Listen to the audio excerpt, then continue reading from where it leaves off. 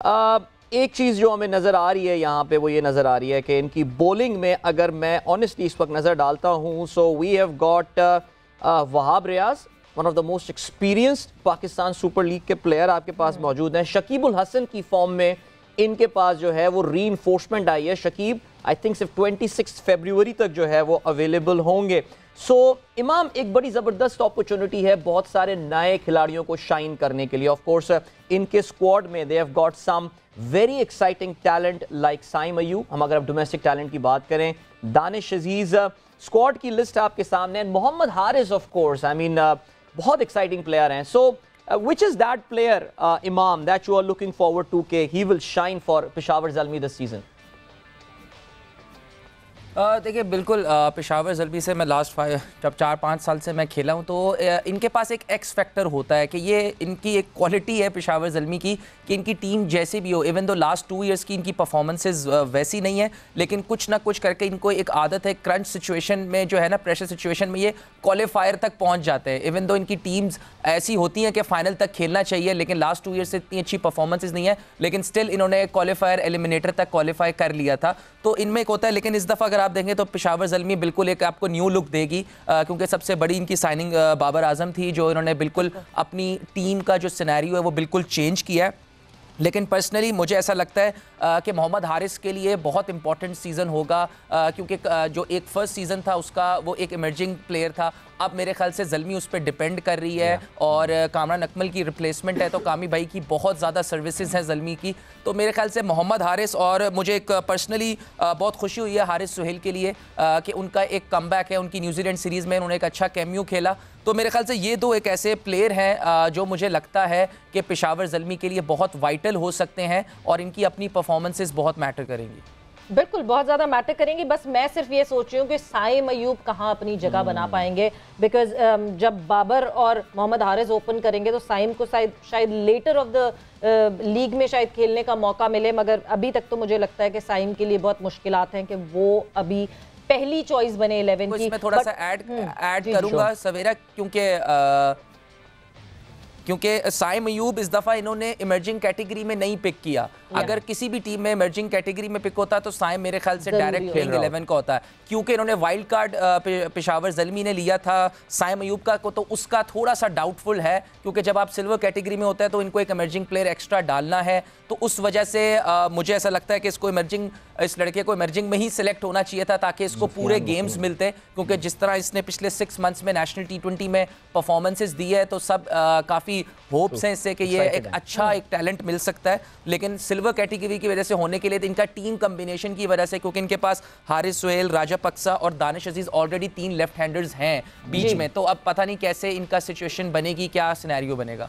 बिल्कुल सवेरा, मैं इमाम से एक चीज़ पूछना चाह रहा हूँ, क्योंकि मैं इमाम को काफ़ी अरसे से खेलते हुए देख रहा हूँ, माशाल्लाह इसके 1.5-2 साल के अंदर इसकी परफॉर्मेंसेस के अंदर बड़ी कंसिस्टेंसी रही है, जो कि मुझे पसंद है। और ये जैसे कल भी बात हो रही थी कि इसको लड़ना आता है, इसको किसी भी उसके खिलाफ जो है ना, ये अपने आप को तगड़ा रखता है। ये इमाम, कभी कभार ऐसा होता है, क्योंकि आप 3-4 साल से PSL खेल रहे थे और इस साल किसी टीम ने आपको पिक नहीं किया, मैं बड़ा सख्त अगेंस्ट हूँ, क्योंकि मैं समझता हूँ कि कुछ आध प्लेयर, हम नए प्लेयरों की बात करते हैं, लेकिन हमारे पुराने प्लेयर्स भी है, इतने ज़्यादा पुराने नहीं, अभी इमाम हो गए या अहमद शहजाद की बात करें, कि इन लोगों को किसी न किसी फ्रेंचाइज में होना चाहिए था। तो इमाम, आप इस चीज़ को किस तरीके से फिर आप लेते हो इसको, आप आई मीन कि क्या आप क्या कहना चाहोगे इस बारे में, साइकोलॉजिकली कैसे आप हैंडल करते हो इन चीज़ों को? लाला, देखें, ऑब्वियसली अगर मैं बोलूं कि हर्ट नहीं होता तो हर्ट तो होता है, क्योंकि अल्हम्दुलिल्लाह 6 इयर्स हो गए हैं, तो परमानेंट मेंबर हूं मैं वनडे और टेस्ट के स्क्वाड का। तो जब T20 में नहीं होता, क्योंकि मैं इस दफ़ा, शायद आपको ना पता हो कि मैं नेशनल T20 नहीं खेला था, क्योंकि मुझे बोर्ड ने NOC दी थी, मैं समरसेट के लिए काउंटी क्रिकेट खेलने चला गया था। तो मुझे जिस फ्रेंचाइज से भी बात की तो उन्होंने यही कहा कि जी आप नेशनल T20 नहीं खेले, क्योंकि लेकिन मेरे लिए मुझे ऐसा लगता था, क्योंकि हमारी टेस्ट सीरीज़ आपको पता है इंग्लैंड और न्यूजीलैंड से सीरीज़ बहुत इंपॉर्टेंट थी, तो इस वजह से मैं उसके लिए समरसेट चला गया। लेकिन देखें लाला, मेरे ख्याल से मेरा कैरियर आपके सामने है, तो मैं इस चीज़ को पॉजिटिव लेता हूं, और अगर इतनी डिमांड मेरी नहीं है T20 में तो मैं इसको भी एक्सेप्ट करता हूं, और मैं उसकी कोशिश करता हूं कि मैं एक वो वाला प्लेयर बनूं कि जो 3 डायमेंशनल हो और तीनों फॉर्मेट्स को की जो है रिक्वायरमेंट जो है वो कर सकता है। शायद अभी मैं इसके लिए नहीं बैठता T20 में, तो शायद मैं नहीं खेल सकता, तो लेकिन मैं इस पे काम कर रहा हूँ। मेरी वनडे क्रिकेट बहुत इंप्रूव हुई है लास्ट 1.5 ईयर में।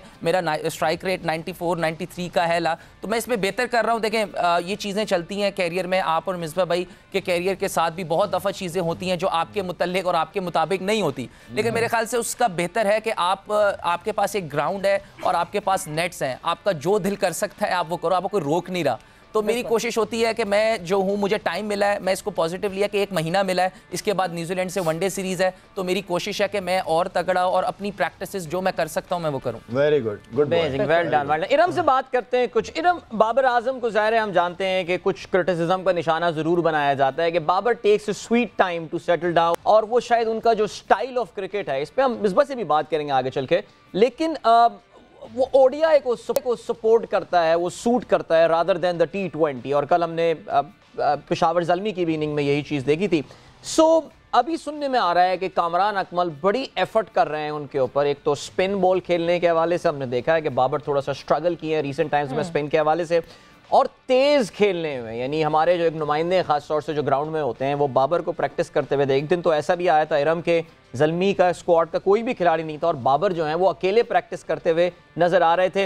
Iram, how important, I mean on an emotional and psychological level, ये दिमागी नफ्सियाती तौर से ये टूर्नामेंट बाबर आजम के लिए इंपॉर्टेंट है? कैसे देखती हैं आप? नई टीम है, कुछ प्रेशर भी बाबर आजम पे बहुत एडेड है, उनकी कप्तानी पे सवालिया निशान लगाए गए हैं, तो क्या कहेंगी इरम इस हवाले से?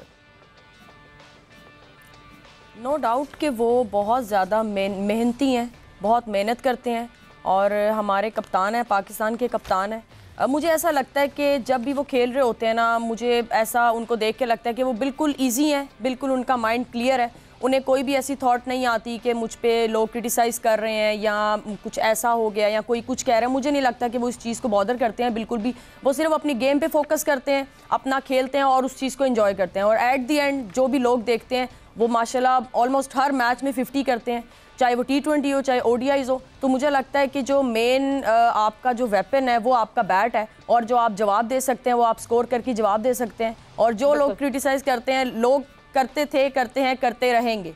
तो बैटर्स का, स्पोर्ट्स पर्सन का यही है काम कि वो खुले दिल से खेलें और इन सारी थॉट्स को आने ना दें और अपने दिल से खेलें। बिल्कुल। मुशी भाई, बैट है, जवाब दें, बट ये जो एक बात हो रही है, पेशावर ज़ल्मी, कराची किंग्स, बहुत ज़्यादा ये मैच शुरू होने से पहले इसकी हाइप क्रिएट हो गई है, बिकॉज एक तरफ से मोहम्मद आमिर ने चैलेंज दिया हुआ है बाबर आजम को, दूसरी तरफ से इमाद वसीम ने चैलेंज दिया हुआ है। आपकी ये जो बारीक नज़र से मैं अगर आपसे पूछूं कि आज के जो चैलेंज है उसमें आपको क्या लगता है कि ये कंपटीशन आज कौन जीतने वाला है? मतलब ये कंपटीशन टीम्स का नहीं मैं कह रही, बट आमिर वर्सेस बाबर और इमाद वर्सेस बाबर, क्योंकि दोनों का आमना सामना डेफिनेटली होगा, दोनों नई बॉल से बॉलिंग करते हैं। देखें, सबसे पहले इरम ने बड़ी अच्छी बात की है कि आपके प्रोसेस तगड़े होने चाहिए। बाबर के प्रोसेस इन दोनों से तगड़े हैं। यहाँ पे आ जाती है माइंडसेट की गेम। ये बड़ा बैलेंस होता है सवेरा। आपने क्या करना होता है कि as a cricketer, as a professional, आपको अपनी स्ट्रेंथ का पता होना चाहिए और दूसरी सेम टाइम अपने प्रोसेस में रहना चाहिए। जो लोग आउटकम का सोचते हैं ना ज्यादा, उनके प्रोसेस से वो निकलते हैं तो फिर ज्यादा चांसेस ऑपोजिशन के पास चले जाते हैं। अब चाहे वो बाबर हो, चाहे वो आमिर हो, चाहे वो अमाद वसीम हो। इस वक्त बाबर को अपनी स्ट्रेंथ को देखना पड़ेगा, और अगर तीनों आप देख लीजिएगा, आज जो आदमी जिसकी नर्व्स तगड़ी होगी, जिनका टेम्परामेंट तगड़ा होगा और जो अपने प्रोसेस के ऊपर ज्यादा फोकस करेगा, उसके आउटकम होने के चांसेस ज्यादा है। बाकी हार जीत और किसी को किसी सक्सेस और फेलियर का तो ये तो अलग इख्तियार में है, but I think mostly I see that in my career, even myself और इवन कोचिंग कैरियर में भी मैंने उन लोगों को और उन टीमों को ज्यादा कामयाब होते देखा है जो अपने प्रोसेस के ऊपर ज्यादा फोकस करते हैं और दिलेरी के साथ खेलते हैं। I think those are the very very important issues. अच्छा भाई, हमारे पास एक इस वक्त ब्रेकिंग न्यूज़ भी है और मुश्ताक भी हमारे साथ मौजूद हैं, उनसे हम इसकी तफसीलात भी ले लेते हैं। पहली इंजरी PSL 8 की सामने आ गई है। मुल्तान सुल्तान के फास्ट बॉलर शाहनवाज दहानी कल इंजरी का शिकार हो गए थे।